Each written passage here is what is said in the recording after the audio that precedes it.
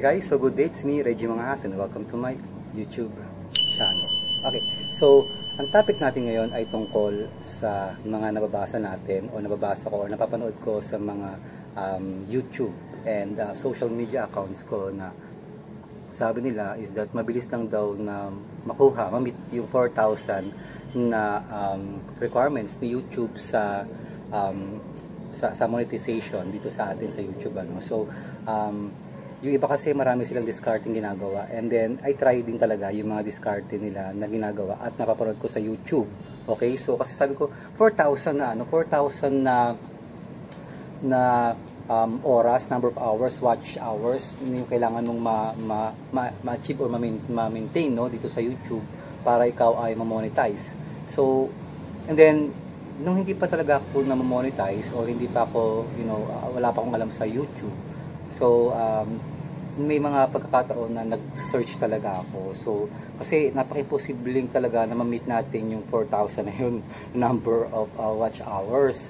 So ang sa akin lang is that yung mga paraan na pwedeng gawin. Okay, so then yung mga story, yung mga may mga YouTube din. So yun, then after nun is that nakita ko doon is that kailangan mo daw na panoorin. Okay, panoorin din yung video mo lang daw. Okay, and then mamamonetize ka na noon. So for example, kailangan ng com shop, tapos i-open mo yung video mo sa YouTube, so na sarili mong account, diba? So yung mga ganon, actually it's wrong. So ang sagot po dyan ay hindi po siya totoo, kasi po tinry ko rin po yan before. Okay, so sabi ko tataas kaya, so tumaas siya. Actually tumaas siya 1 day, 2 days. So tumaas yung number of watch hours ko nung pinanood ko yung aking mga video, and then after no, nawala rin po siya.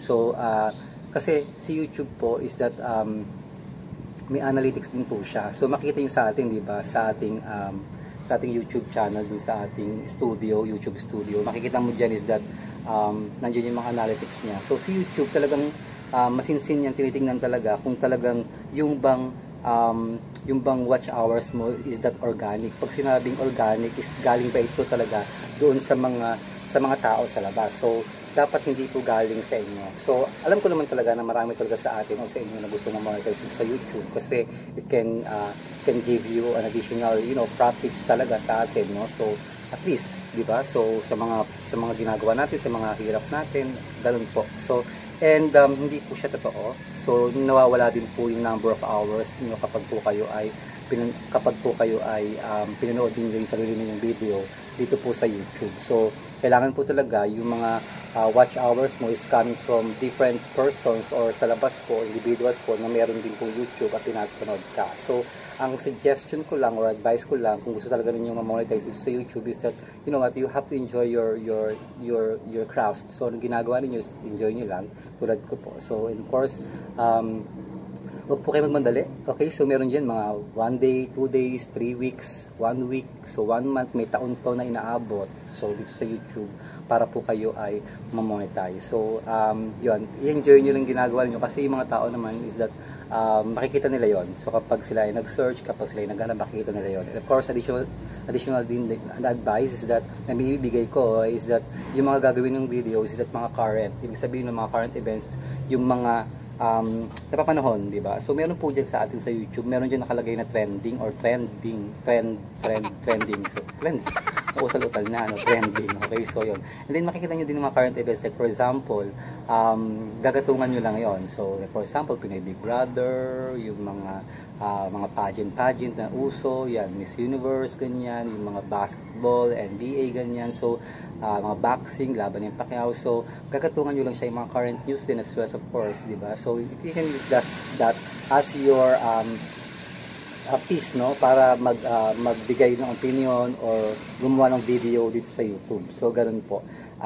Yung sa akin kasi actually yung kwento nito is that behind hindi din kasi sinasadya. So ako po ay nag-live streaming po dito sa YouTube. So more on masterclass po. Ibig sabihin po nun is that nagtuturo ako dito sa YouTube, ginagamit ko po itong instrument as my tawag doon, parang parang Google Meet or Zoom, kasi kung di naman tayo talaga makukuha ng Zoom or Google Meet kasi limitado lang po. So ang ginagawa ko sa YouTube kasi po, sa YouTube ako nag-live kasi po dito mas malinaw, and of course mas maraming tao po, audience po yung makukuha. So ganoon po. And then one time, hindi ko talaga inaasahan. So nag-live lang ako. So nag-live ako ng ano ba ito? So KMJS. So nag-live ako ng KMJS. So ito yung yan yung monitor ko, and then ito yung cellphone ko, and then nilagyan ko siya ng may ring light stand. So tinapat ko lang sa TV o monitor, and then after noon nilive ko po yung KMJS. So then sa hindi inaasahang pagkakataon is that na-block po yung video na yon. So na-claim po ako kasi dalawa yan, claim and then strike. So na-claim po ako ni YouTube, and then sabi doon is that yung video ko ay block. So kasi nga po naka-copyright po ako. So hindi ko naman talaga sinasadya kasi bago lang po ako sa YouTube, kasi that time is that undas yon. Okay, so mag-uundas pala, mag-November 1, then Gabi ng Lagim yung kanyang title, Gabi ng Lagim 8. And then marami talagang walang kuryente kasi kasabay din yung Typhoon Rolly. So ang ginawa ko, nilive po kasi maraming mga gusto talagang manood noon ng KMJS that time. So after nilive ko siya, pasensya na po sa tunog. So yun, then after nilive ko po siya, and then hindi ko in-expect kasi from 1, 2, 3, 20, 50 viewers, 100 viewers, dumami siya ng 200 viewers, 300, 400 to thousands of viewers na nanonood. So napakadami talaga niyang viewers. So umabot po yung viewers ko ng 32.1 views, and then after nun is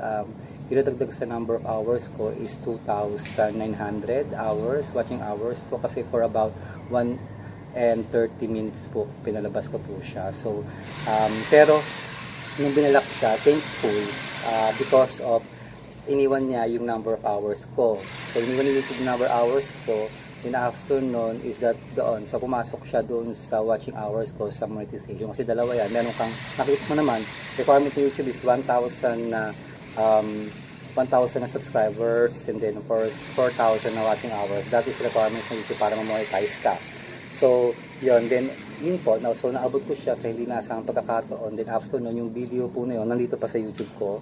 So kasi po sinabi po ni YouTube na pwede siyang i-edit. Okay, tanggalin mo lang yung na-copyright. So inedit ko po siya. Ang pag-i-edit ko ay umabot po ng 4 days. So 4 days po kasi po hinati-hati, tinitrim po siya. So maghihintay ka lang din po kay YouTube kung kailan niya po i-approve yun. So now, after 4 days po, yung pag-edit ko po, pag-trim ko po ng mga parts na na-copyright is that gumaling na po. So kaya po yung video na po, nandiyan po yung video na yun sa YouTube ko, pwede niyo po siyang panoorin. Ang natriyata, commercial na lang. Commercial na lang. So sorry again. So hindi ko po kasi alam na bawal po yun. So yun, wala po akong intention na hindi maganda doon. Okay, so yun po. And then ayun, so yung parts, may mga parts po dito na makikita ninyo na more on mga education, of course, more on entertainment po. So yun, then pinapasokan ko po siya ng mga currents para at least that yun, tumaas din po yung subscribers ko, and of course tumaas din po yung views ko. Okay, so yun nga lang, sabi ni YouTube, kailangan ko pong linisin yung aking YouTube, yung aking channel, para at least na talagang kung education, kung entertainment. So what I need to do now is that yung linisin. So matagal din po yung paglilinis niya, yung mga editing po, like for example yung mga music. Ayoko po kasi siyang burahin kasi nandun na po siya. So as far as I know, as far as my YouTube is concerned, so ito kasi YouTube na to is that disgrasya lang din. So ginawa ko siya para mapanood lang ako sa YouTube, para gamitin siyang instrumental tool sa aking pagtuturo. So now hindi ko naman alam na ma-monetize siya. So may mga videos dyan na for example may mga kanta, ini-edit ko po. So tinanggal ko po. Ayoko naman po kasi talaga siyang i-delete. So tinatanggal ko lang yung mga music, tinatanggal ko lang yung mga videos para hindi po ako ma-copyright po. Okay, so yun po yung aking mga ginawa dito sa aking YouTube. So kaya sa mga nangangarap na maging YouTuber katulad ko rin, okay, so na nandito, no, so yun lang po yung mga advice ko na pwedeng ibigay sa inyo dito. Okay, so yun, maraming salamat po for watching my videos, and mag-ingat kayo lahat, at God bless you all, guys. So again, this is your masterclass teacher, Sir Reggie, mga saying, we learn as one. Bye.